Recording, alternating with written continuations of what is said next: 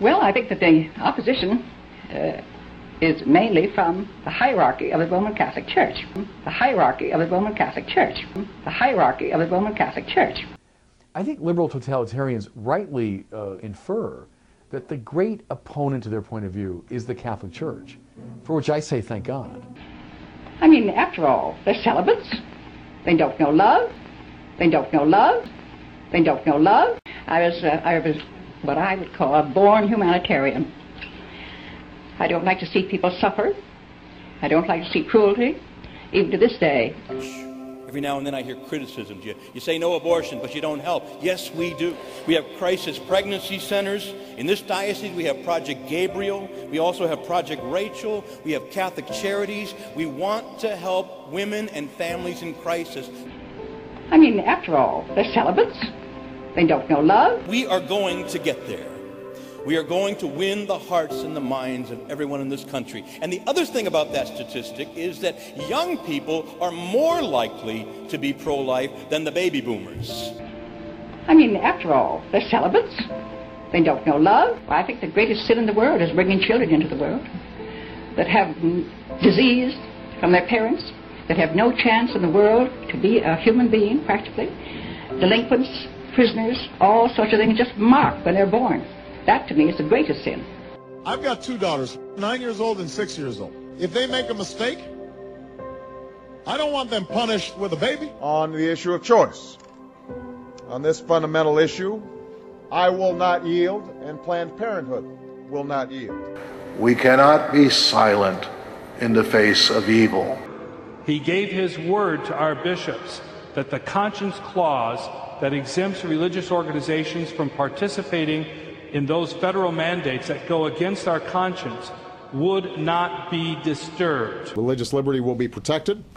He gave his word. If you like your current insurance, you will keep your current insurance.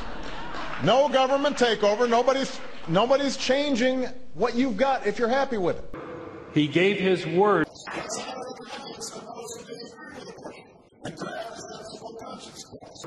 He gave his word. I especially address those of you who voted for this president. I cannot believe that you voted for this. We cannot and we will not follow this law. I mean, after all, they're celibates. They don't know love. Cecile Richards from Planned Parenthood, who is also very supportive of the rule we put out today. We're not just going to win an election, but more importantly, we're going to transform this nation.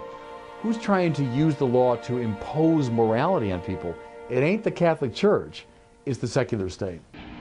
I mean, after all, they're celibates. They don't know love. I would say that as an ardent practicing Catholic, this is an issue that I have studied for a long time. And what I know is over the centuries, the doctors of the Church have not been able to make that definition.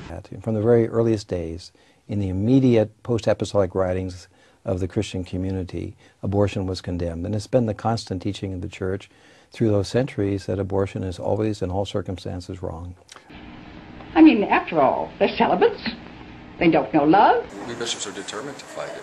It's a terrible injustice to try to force us to violate our conscience. I mean, after all, they're celibates. They don't know love. We have begun to see that contraception leads to many vicious wrongs in societies. I mean, after all, they're celibates. They don't know love.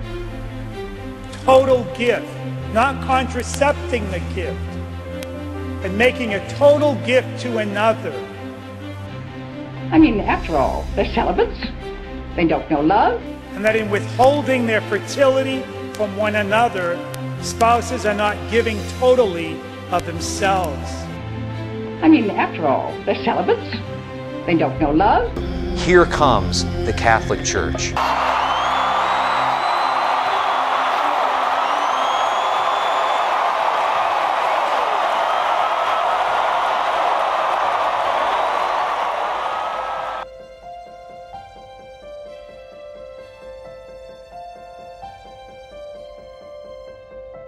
Love is the only basis for human relationships that respect in one another the dignity of the children of God, created in His image and saved by the death and resurrection of Jesus.